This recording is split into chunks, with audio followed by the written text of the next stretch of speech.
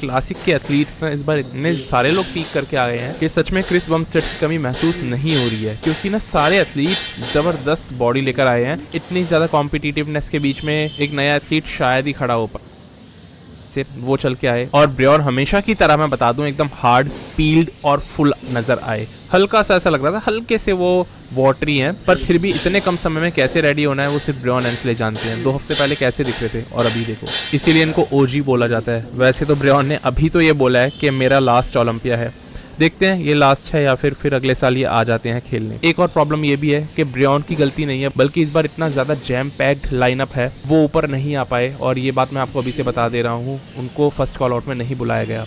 खैर ब्रियॉन ऐसे दिख रहे थे। इनके बाद आते हैं माइकल डबुल। माइकल अच्छे लगे, इंप्रूवमेंट वाइज माइकल के इंप्रूवमेंट सही थे और सही सेपरेशन दिख रहा था, बॉडी में फुलनेस पहले से काफ़ी ज़्यादा आ गई है। बट माइकल आपको उतने ज़्यादा तगड़े शायद दिखेंगे नहीं, क्योंकि लाइटिंग सही में घटिया है इस वाली स्टेज पे इस बार। इनके बाद नेसा नेल्सन बार्टी आते हैं। सीरियसली लग नहीं रहे देखने में, चश्मा भी वैसा और फेस भी बिल्कुल वैसा ही।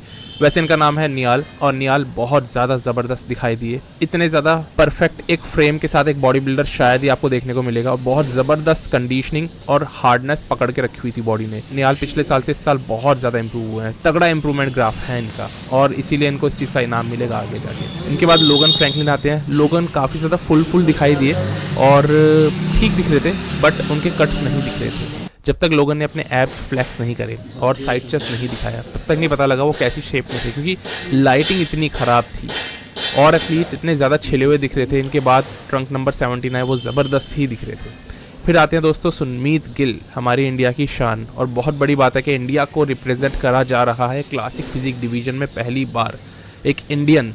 ये हमारे लिए काफ़ी प्राउड की बात है। सुनमीत स्टेज पर आए और मैं कहूँगा कि पहला ओलंपिया है उस हिसाब से, और इंडियन हमारे एथलीट्स है उस हिसाब से वो ठीक दिख रहे थे, क्योंकि बाहर के एथलीट्स बहुत सालों से इस डिवीज़न में है, बहुत समय से वो इम्प्रूवमेंट कर रहे हैं। सुनमीत अभी सेलेक्ट हुए हैं, तो उनका पहला ओलंपिया है, तो उस हिसाब से ये ठीक दिख रहे थे। बट कंपैरिजन में ऑब्वियसली हम लोग नहीं रख सकते इनको टॉप क्लासिक कंपेटिटर्स के आसपास भी, क्योंकि सुनमीत सही में बहुत छोटे हैं साइज़ में, और वो साइज़ हर जगह उनको चाहिए, वो चीज़ क्लियर है।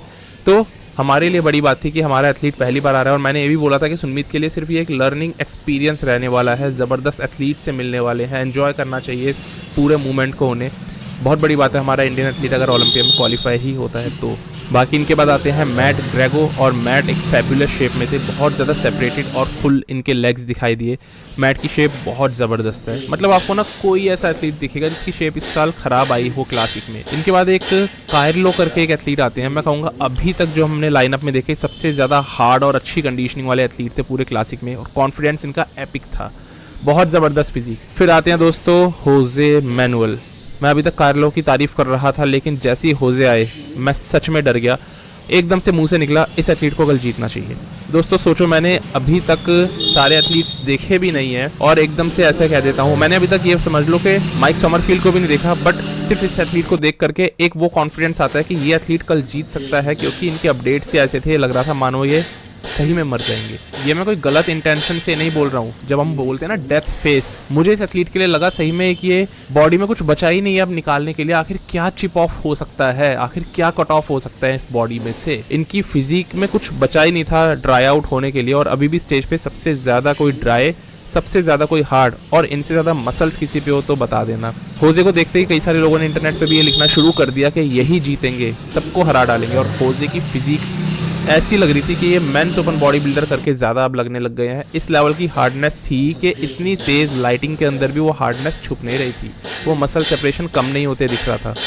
होजे की बॉडी कुछ नेक्स्ट लेवल की ही मसल गेन करके स्टेज पे चढ़ी है इस बार, और इसीलिए मैंने उनको इस बार 4th पे प्रिडिक्ट करा था। बट सच में ये फिजिक नंबर 1 पे आनी चाहिए। ये फिजिक में कोई कमी लगी नहीं रही है, और कमी छोड़ो यार, ये फिजिक इतनी फ्रीक नेचर के साथ में उतरी है ना, ये फ्रीकीनेस नहीं हो सकती किसी में, पूरे क्लासिक में नहीं हो सकती।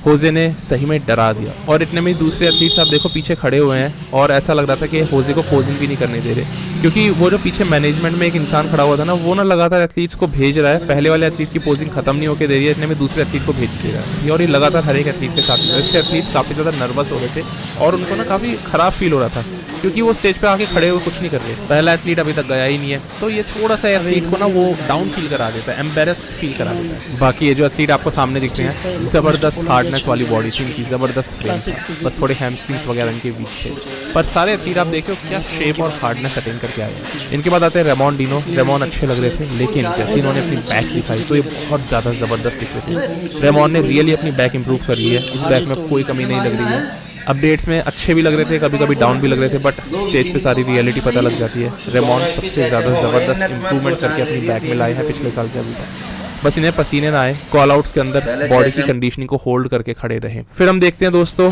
माइक समरफील्ड को। माइक ज़बरदस्त दिखे, हालांकि इस वाली स्टेज और लाइटिंग में आपको अच्छे नहीं दिख रहे होंगे, बट माइक की कंडीशनिंग नेक्स्ट लेवल थी। इन जैसी फुलनेस और लेग्स में सेपरेशन मैं कहूँगा इनसे बेटर बस होजे मैनुअल का हो सकता है, और माइक समरफील्ड से तगड़ा कोई नहीं होगा, कोई भी नहीं होगा, और परफेक्ट बॉडी इनकी दिख रही थी। फिर आते हैं दोस्तों टेरेंस रफिन। टेरेंस की बॉडी ना, मैं सच बता रहा हूँ, इस लाइटिंग में इतनी पुअर लग रही थी, बट इन रियलिटी टेरेंस बहुत अच्छी शेप में थे, और ये चीज़ हमें फोटोग्राफ्स देख करके पता लगती है। टेरेंस की बॉडी बेस्ट एवर थी, बहुत फुल और बहुत ज़्यादा सेपरेटेड बॉडी। टेरेंस अपना बेस्ट एवर हिट करके आए हैं, रेमॉन अपना बेस्ट एवर हिट करके आए हैं, माइक समरफील्ड बेस्ट एवर, सारे एथलीट ज़बरदस्त शेप में है। कोई एक आध होगा जो खराब आया होगा, कोई एक आध। फर्स्ट कॉल आउट्स के बाद होता है दोस्तों, और यहाँ पर सेलेक्ट नहीं होते हैं ब्रेयन एंसले, जो बहुत ही अजीब था। इस कॉल आउट के अंदर लगभग 8 एथलीट सेलेक्ट करते हैं जजेस, और इन 8 एथलीट्स में भी ब्रेयन एंसले नहीं सेलेक्ट हुए, यानी वो कहीं 9वें 10वें पे जाके लगेंगे। तो इसमें रेमॉन आते हैं, होजे, टेरेंस, माइक, नेसर, वही नियाल और माइकल डाबुल। सच बता रहा हूँ, होजे खड़े हुए थे इनिशियली माइक समरफील्ड के साथ, और होजे माइक को किल कर रहे थे। कम से कम इन वीडियोस में देख करके ऐसा लग रहा था, इन रियलिटी मैं कुछ नहीं कह सकता हूँ। मैं वीडियो में देख करके होजे मैनुअल को ऐसा हो रहा था कि मैंने कहा यार क्यों इनका कंपैरिजन भी करवाया जा रहा है। माइक समरफील्ड जो इतने हाइप्ड अप एक बॉडी बिल्डर इस साल रहे, ऐसा लग रहा था होजे के आगे कहीं टिक ही नहीं पा रहे। बैक के अंदर भी उतने ज़्यादा अच्छे नहीं दिख रहे थे, जबकि माइक की बैक बहुत ज़बरदस्त है, बट होजे किसी नेक्स्ट लेवल की ड्राइनेस और हार्डनेस पे चल रहे हैं। और जैसे बीच में रेमॉन को लेकर आया गया, सारे ब्राजीलियंस पागल हो गए। सच में रेमॉन को बीच में जैसे कॉल आउट के अंदर लाया गया ना, कॉल आउट के दौरान स्विच करवाया गया ना, एक ब्राजीलियन तो ऊपर एकदम उछल गया, जो पीछे एथलीट्स के अंदर ही खड़ा हुआ था, और सामने स्टेज पे फैंस बिल्कुल पागलों की तरह उछलने लग गए। रेमॉन की पॉपुलैरिटी कुछ ज्यादा ही बढ़ती जा रही है। झंडा वंडा सब लेकर आए थे, ये तो पूरी तैयारी के साथ आते हैं ब्राजीलियंस, इनसे थोड़ा डर के रहना पड़ेगा, नहीं तो ये आक्रामक हो सकते हैं अगर कुछ कह दिया किसी ने रेमॉन डिनो को, ये रियलिटी है। तो मैं तो सिर्फ रेमॉन की तारीफ करने वाला हूं यहाँ से, मेरा तो क्लियर है, आप लोग भी थोड़ा सा क्रिटिसाइज कम करा करो। बाकी दोस्तों हम लोग कॉल आउट की बात कर लेते हैं। तो इस कॉल आउट के अंदर बीच में इन तीनों को रखा गया, mic Sommerfeld, Ramon, rough diesel को, इनकी पोजिंग पूरी करवाई। माइक और रेमॉन के बीच में लड़ाई हुई, दोनों ने एक दूसरे को कोनी मारी, और उसके बाद मुझे ये लग गया था कि कोई ना कोई एक फैन पक्का स्टेज पे उठ के आएगा, और माइक समरफील्ड थोड़े से अनसेफ सिचुएशन में खेल रहे हैं ये खेल जिसको कि उनको नहीं खेलना चाहिए। खैर दोस्तों, मजाक से हटके हम लोग बात करते हैं। यहाँ पर ना जजेस ने इनको बोला थोड़ा सा आप सेपरेट हो जाओ, अपने आप को रूम दो। इसके बाद जजेस इन सबका कॉल आउट करवाते हैं और ये बोलते हैं कि माइक, रेमॉन और टेरेंस आप तीनों पीछे चले जाओ। इससे समझ में आ रहा था कि ये तीनों तो बिल्कुल टॉप के बॉडी बिल्डर हो गए सेलेक्ट, इनमें से कोई ना कोई टॉप 3 में आएगा। और इनडायरेक्टली अब ये कॉल आउट जो फर्स्ट चल रहा था ये बन जाता है सेकंड कॉल आउट, क्योंकि टॉप के एथलीट्स चले गए, जजेस ने पीछे भेज दिया, तो अब ये सेकंड कॉल आउट टेक्निकली कहलाएगा। इसके अंदर होजे रह जाते हैं, इसका मतलब होजे कहीं ना कहीं 4th नंबर पे आ सकते हैं, क्योंकि वो इस कॉल आउट में मिड में खड़े हुए थे। फिर ये पूरा कॉल आउट चलता है, और इनके बाद आते हैं ब्रेयन एंसले, तो वो टेक्निकली 3rd कॉल आउट में चले गए, ब्रेयन एंसले और लोगन फ्रैंकलिन। पर इस पॉइंट तक अब ये लग रहा था कि ब्रेयन की बॉडी और सॉफ्ट हो चुकी है, पहले ठीक आए थे, हार्ड दिख रहे थे, बट अभी बॉडी इनकी वाटरी लग